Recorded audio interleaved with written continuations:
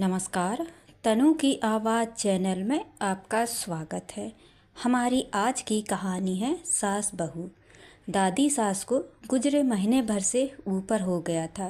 वो बात अलग थी कि लॉकडाउन में फंसे होने के कारण इतने दिनों बाद मैं ससुराल आ पाई थी।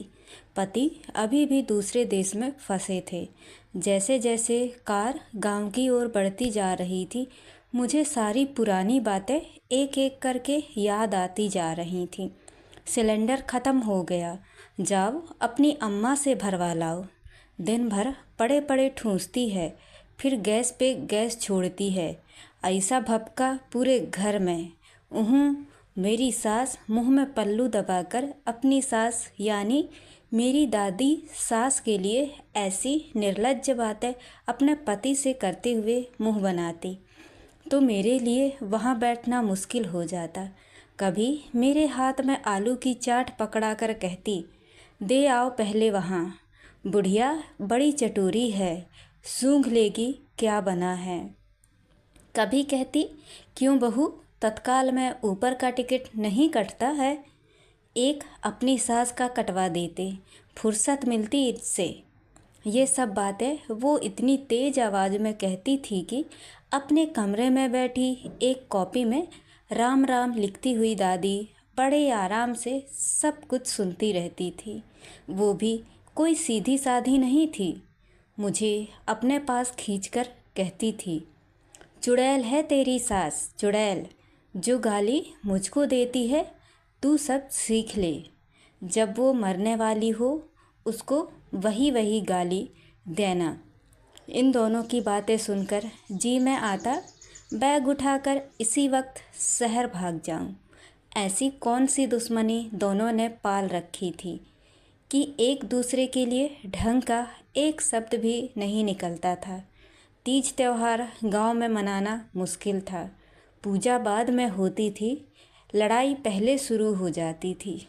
5 ही दिए घी के रखना, 11 तेल के चासना।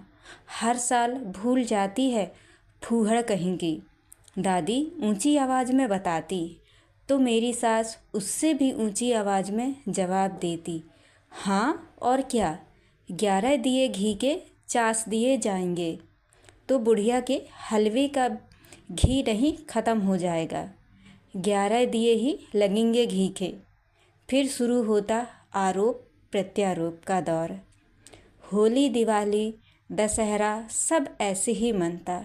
सबसे बड़ी बात थी, इन दोनों के बीच कोई सुलह भी नहीं कराता था। जब कभी तलवारें खींचने की नौबत आती थी तो मैं भागकर अपने ससुर के पास जाती थी। चलिए ना पापा, देखिए माँ और दादी में थोड़ा ज़्यादा हो गया है।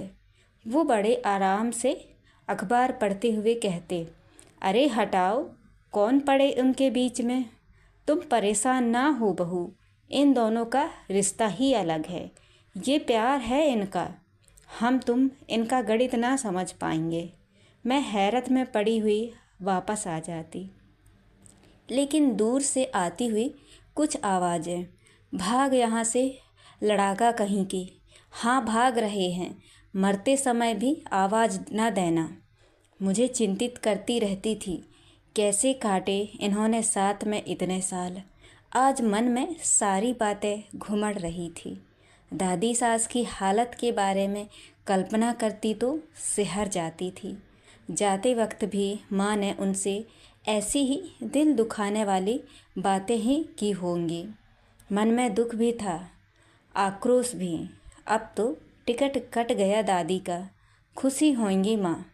घर में घुसते ही सामने पापा बैठे दिखे।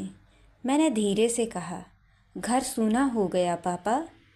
वो मेरे सिर पर हाथ फेरते हुए बोले, 90 साल जी ली अम्मा, तकलीफ़ में थी, खुद भी जाना चाह रही थी, जैसी प्रभु इच्छा। बोलते हुए उनके हाथ कांपे। लेकिन ये बात उस पगलिया को कौन समझाए। देखो, अंदर जाकर देखो। आँखों में आंसू भरे हुए उन्होंने दादी के कमरे की ओर इशारा किया। मुझे समझ ही नहीं आया कि अब उस कमरे में किसको देखने के लिए मुझे कह रहे हैं। असमंजस में उस कमरे की ओर कदम बढ़ाते हुए मैं दरवाजे पर ही ठिठक गई। दादी की खटिया पर सास बैठी थी। एक पल को लगा दादी ही वहाँ विराजमान थी। वही नीली सूती साड़ी, वही बाल लपेटकर कंघा फंसाकर बनाया गया छोटा सा जूड़ा, और उन्हीं की तरह माँ भी एक कॉपी में अनवरत राम राम लिखती जा रही थी। माँ, मैंने धीरे से कहा और पैर छुए। वो मुझे एक नज़र देखकर फिर लिखने में जुट गए। अम्मा, काम दे गई है, पूरा कर लें, बहुत चिल्लाएगी नहीं तो। मैं उनकी ये हालत देखकर सन्नाटे में चली गई थी। क्या क्या कह रही थी ये? कहाँ चिल्लाएंगी अम्मा इन पर? मैंने धीरे से पूछा। दादी कैसे चिल्लाएंगी माँ? वो तो अब अपने राम जी के पास चली गई है ना।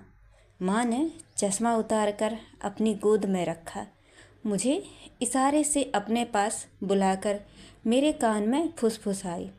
हाँ तो बुलाती रहती हैं ना हमें भी, जल्दी आएंगे, जल्दी जाएंगे, तब तक पूरा लिख लें। मैं हड़बड़ाकर उठ खड़ी हुई थी। पीछे दरवाजे पर पापा भी भरी आंखें लिए खड़े थे।